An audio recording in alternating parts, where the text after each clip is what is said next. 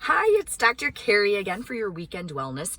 As you may tell, you can see that I'm possibly in my car and there's a nice Binkley doodle in the back seat. The reason that I wanted to take this video is to go over proper posture while you're driving.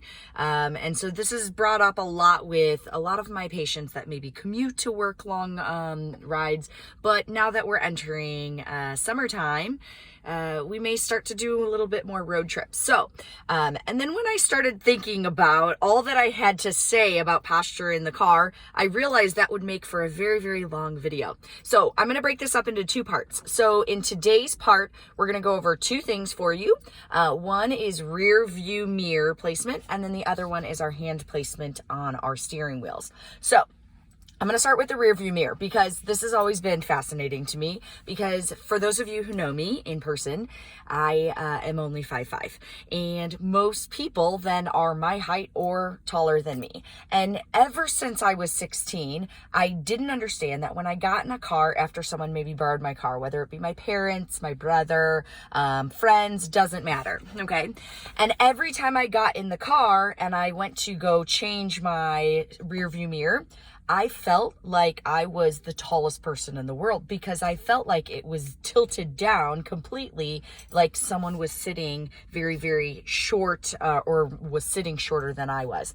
And so that's the first and most important thing to say today is when you are adjusting your rear view mirror when you first get in your car, it's very important to make sure, how can I sit up in a good tall posture first before I change that rear view mirror? Because a lot of times if you start like this, where I'm hunched down and forward just like we do on our computers a lot, that would be the blue line going behind me because I'm at the office right now. So we're gonna give that 2 more seconds until that goes away. You guys get real live Chicago living right here. So anyways, when I first get in my car, that's a really long train today. Anyways, so when I first get in my car, I'm first going to sit up nice and tall, and there's a headrest for a reason, right? Your head should be back against it when we're driving. That allows for you to sit up tall and avoid that down and forward posture. So what my advice is, sit up nice and tall and then change the rear view mirror so that of course you can see to your liking, okay? But if you start in a bad posture and then change the rear view mirror, it's not gonna force you to sit up in a good posture when you're on a long commute or long car drive, right? Okay, second thing is we are gonna go over our hand posture on holding the steering wheel. Now, if you go back to driver's ed, the DMV is going to tell you to hold the hand at 10 and 2, right? I think that's what they said, and I passed my driver's test, I know.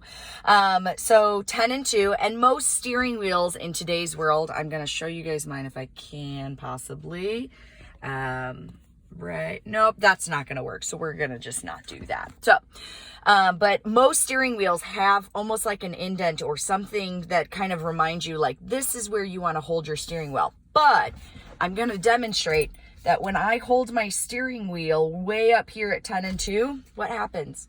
I do this. My shoulders and everything hunches up, which can add to that upper back neck tension that so many patients complain of every single day. So my suggestion, your chiropractor, don't tell the DMV I said this, but your chiropractor is going to say, hold it at 5 and 7.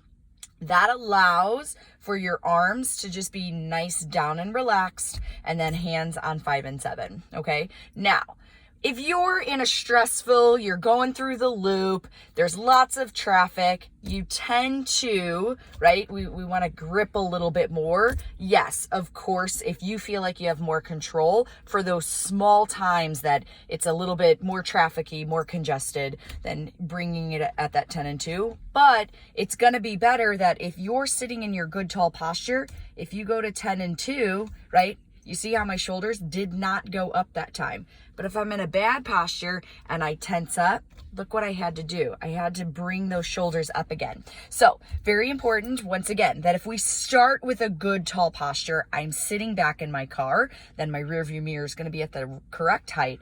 But then whether I'm at 10 or 2, but ideally 5 or 7, then my arms are just nice down and relaxed so that I'm not generating